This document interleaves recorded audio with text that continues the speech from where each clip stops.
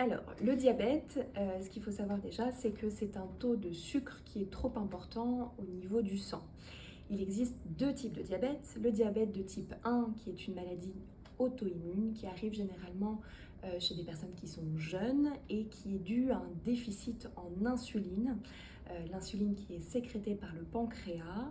Et pour pouvoir avoir une diminution de ce taux de sucre à l'intérieur du sang, il va falloir que les personnes prennent de l'insuline exogène, c'est-à-dire qu'ils doivent avoir des injections d'insuline.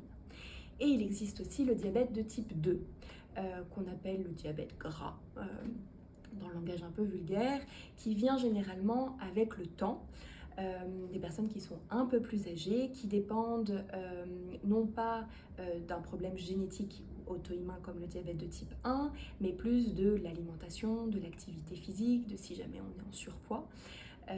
Et donc du coup, le fait d'avoir un taux de sucre trop important à l'intérieur du corps agit sur l'ensemble des organes et font que ça crée des facteurs de risque cardiovasculaires.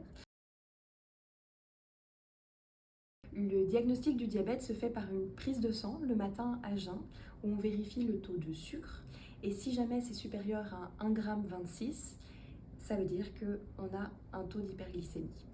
Il y a autre chose aussi qu'on peut tester, qui est ce qu'on appelle l'hémoglobine glyquée. C'est ce que vous voyez au niveau de la prise de sang où il y a marqué HbA1c, qui est en pourcentage, où normalement ça doit être inférieur à 6,5. Et ça nous permet d'avoir le taux de glycémie sur les 3 derniers mois et non pas juste le taux de glycémie au moment où on vous fait la prise de sang. Celle-ci, c'est plus pour avoir un suivi tous les 3 à 6 mois. Donc le diabète avec le taux de sucre qui est trop important dans le sang a une répercussion sur l'ensemble du corps et notamment au niveau des vaisseaux. Et les vaisseaux, il y en a partout. Donc on peut avoir des problèmes au niveau du cerveau, au niveau des yeux, au niveau du cœur, au niveau des reins, au niveau de l'ensemble des petites finitions, terminaisons nerveuses. Concrètement, qu'est-ce que ça veut dire? Ça veut dire que le diabète, ça peut donner des accidents vasculaires cérébraux, ça peut rendre aveugle, ça peut faire des infarctus du myocarde, ça peut diminuer la sensibilité, par exemple au niveau des pieds, et donc du coup quand on se blesse, on ne le sent pas et qu'après ça s'infecte. Et donc tout ça, c'est dû à cause du diabète. Le traitement du diabète pour le diabète de type 2, il y en a différents types. Ce sont d'abord les traitements antidiabétiques oraux qui sont adaptés donc en fonction du taux d'hémoglobine glyquée. On peut avoir aussi des traitements qui sont injectables, qui peuvent être aussi de l'insuline au maximum. Après, ce qu'il faut savoir, c'est que la prévention est très importante et que l'alimentation est primordiale et l'activité physique aussi. Bien s'alimenter peut vous aider considérablement à obtenir un bon contrôle de votre glycémie et à limiter les risques de complications. Alors, avant d'entamer un quelconque régime, il est vraiment important d'adopter un rythme de vie sain, et ce, autant pour le sujet diabétique que pour le reste de sa famille.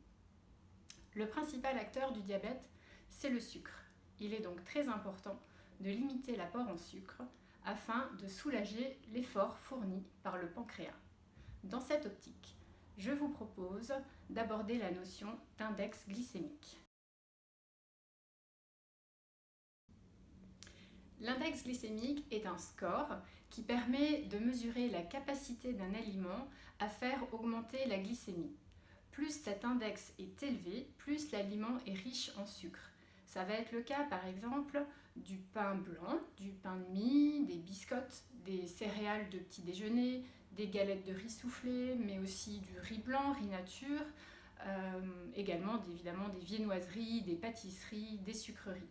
Ces aliments sont donc à limiter, voire à éviter. A l'inverse, il va être très important de consommer des aliments à index glycémique bas. Concrètement, ce que je vous conseille de mettre dans votre assiette, ce sont des légumes secs comme les lentilles, les pois chiches, les haricots secs, rouges, blancs, noirs, les céréales complètes, le riz basmati ou le riz sauvage, mais pensez également à l'épeautre, au quinoa, au sarrasin et aux oléagineux par exemple. Alors s'il est important de maîtriser la qualité de son aliment pour avoir un bon index glycémique, cela ne suffit pas. Évidemment, le volume de l'aliment ingéré va jouer aussi.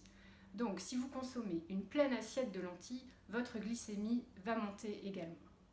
Retenez que les féculents remplissent à peu près un quart de votre assiette, mais ceci est encore à adapter au cas par cas.